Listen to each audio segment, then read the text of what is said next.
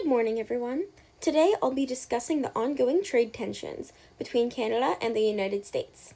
This trade war has intensified due to recent tariffs and policy changes impacting businesses, workers, and consumers on both sides of the border. To fully understand this issue, I'll first explain why trade is important, the policies being used, the reasons behind them, and the broader economic impact. First, we must ask ourselves, why trade? International trade is crucial because it allows countries to specialize in what they produce efficiently and benefit from a larger variety of goods at lower prices.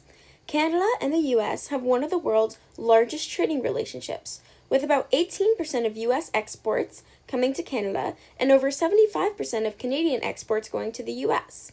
Trade supports jobs and economic growth, but it also creates tension when policy favors domestic industries over international cooperation. Canada and the US have a very colorful history when it comes to trading, so let's look into the past. There are many historic disputes, such as the US imposing tariffs on Canada for lumber, steel, and aluminum, arguing that these industries receive unfair subsidies. In response, Canada had retaliated with tariffs on American dairy products, ketchup, and other goods. These trade barriers, including tariffs and regulatory restrictions, disrupt industries that rely on cross-border supply chains. When looking forward to present-day trading relations between Canada and the US, it is clear that we are in the midst of a very serious trade war. Canada has instituted a blanket tariff on all Canada-US imports. We are in the midst of this battle, but it is likely that the auto and energy industries will be the only exemptions. This is an emergent issue with minute-to-minute updates, so there is not too much information available right now, and it is unclear what the final result will be. There are several reasons why governments impose trade policies, even if free trade generally benefits the economy. First, there's raising revenue. Tariffs generate government's revenue, though this is less commonly seen today. Next, there is protecting domestic industries. For example, the US claimed Canadian subsidies hurt American producers, while Canada decided to protect its dairy industry. And there is employment concerns. Tariffs aim to protect jobs, but they also raise costs for businesses relying on imports. Next, there is retaliation.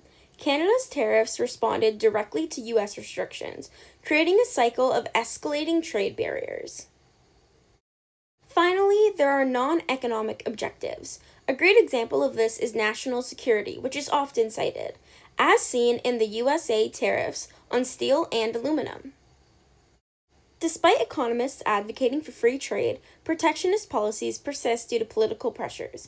Government responds to influential industries and labor groups who push for tariffs and subsidies to maintain their competitiveness.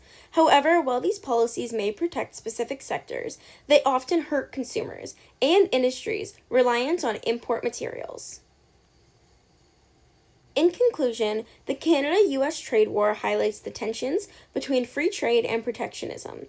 While trade promotes efficiency and economic growth, governments use policies like tariffs to protect domestic industries, often leading to retaliatory measures. Moving forward, resolving these disputes through negotiation and trade agreements will be crucial to maintaining a stable economic relationship. Thank you!